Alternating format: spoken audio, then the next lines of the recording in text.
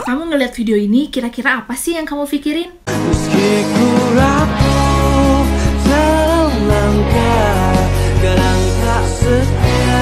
Anak yang berbakti, anak yang soleh, atau ibu yang berhasil mendidik anaknya?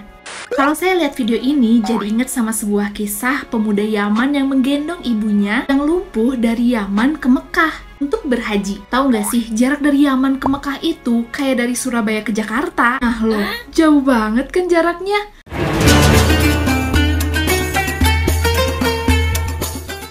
Inilah Uwais Al-Qarni, pemuda dari Yaman yang memiliki penyakit sopak. Tapi dia ini sangat soleh dan sangat berbakti ke ibunya. Semua hal yang ibunya pinta pasti dia turutin. Hingga suatu hari ibunya tuh meminta sesuatu. Anakku, mungkin ibu tak lama lagi bersamamu. Ikhtiarkan agar ibu bisa mengerjakan haji. Mendengar hal itu, Uwais merenung dong bagaimana caranya ia membawa ibunya. Sedangkan perjalanan dari Yaman ke Mekah itu sangatlah jauh. Belum lagi melewati padang tandus yang panas banget. Ya, pada akhirnya dia mendapatkan sebuah ide. Ia membeli seekor anak lembu. Terus dia membuat kandangnya di atas puncak bukit. Setiap pagi Uwais bolak-balik untuk menggendong lembu itu. Jadi naik turun bukit tuh. Semua orang yang melihat berpikiran bahwa Uwais itu gila. Karena dia tuh menggendong lembu naik turun bukit.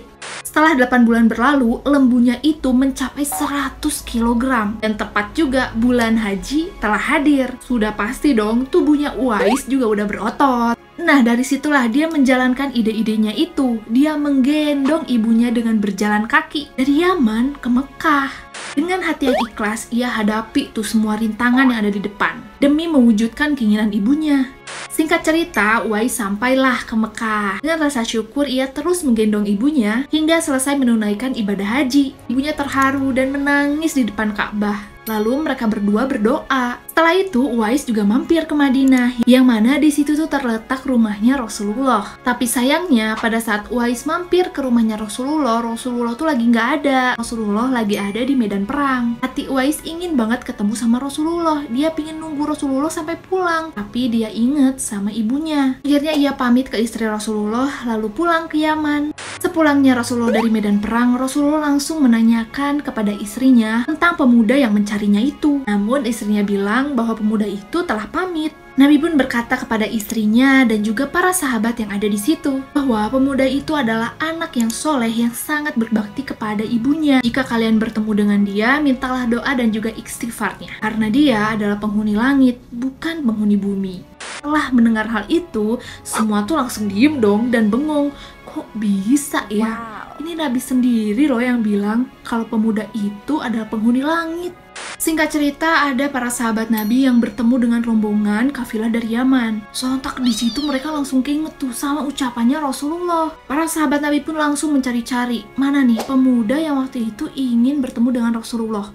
Karena mereka juga kagak tahu wajahnya tuh kayak mana. Hanya kesana kesini, akhirnya bertemu. Mereka pun berkenalan dan berbincang-bincang. Nah, di tengah perbincangan, Uwais pun berkata bahwa ibunya telah meninggal dunia. Makanya dia baru bisa ikut rombongan kafilah dagang gini. Dan para sahabat pun meminta doa kepada Uwais. Tapi Uwais nolak. Nah, dia minta balik ke para sahabat untuk mendoakan dia. Disitulah ada salah satu sahabat yang menceritakan bahwa dulu Rasulullah pernah bercerita bahwa doa Uwais itu sangat mustajab. Dan akhirnya Uwais mau mendoakan para sahabat. Beberapa tahun kemudian, Uwais pun meninggal dunia. Kejadian aneh terjadi pada saat pemakamannya Uwais. Banyak sekali orang tuh yang berebut ingin memandikan dan juga mengkafani jenazahnya Uwais. Lalu diantarkan ke kuburan. Ternyata di kuburan tuh udah banyak yang nunggu. Sampai-sampai nih, di liang lahatnya juga udah ada tuh orang yang siap menerima jenazahnya Uwais. Masya Allah banget kan?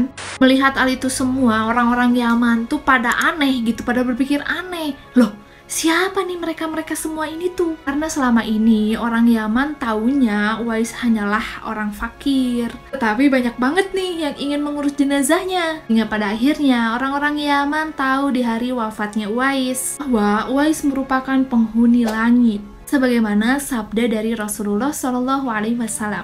Jadi orang-orang yang banyak itu adalah para malaikat. Di dunia, Uwais itu memang bukanlah siapa-siapa. Dia hanyalah orang fakir yang berbakti kepada ibunya. Tapi, di langit, dia sangat terkenal. karena kesolehannya dan juga baktinya kepada ibunya. Nah, begitulah cerita pemuda Yaman yang menggendong ibunya dengan berjalan kaki dari Yaman ke Mekah untuk beribadah haji. Menurut kalian cerita mana lagi nih yang menarik untuk diceritakan? Boleh komen di bawah.